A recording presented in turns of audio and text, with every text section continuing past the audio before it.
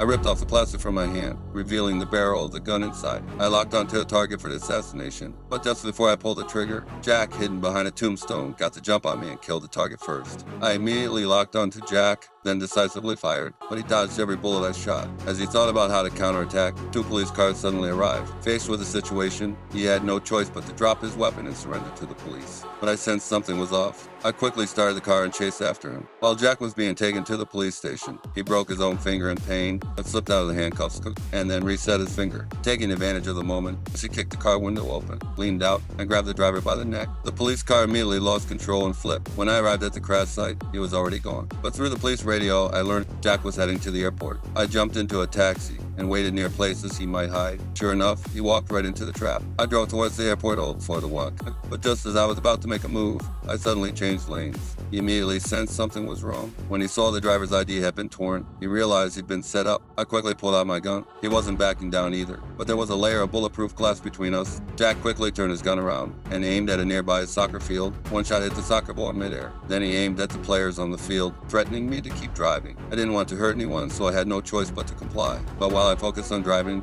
he used the butt of his gun to shatter the car window, leaned out, and tried to shoot me. I slammed the steering wheel, crashing the car into a bus. In the chaos, his weapon fell to the ground. He had no choice but to jump out of the car and run. The huge noise attracted countless police and helicopters in pursuit. Seeing that he had nowhere to run, I hit the gas pedal, driving the car straight into the taxi company headquarters. Then, as a passenger, I calmly got into another taxi and drove away without a hitch.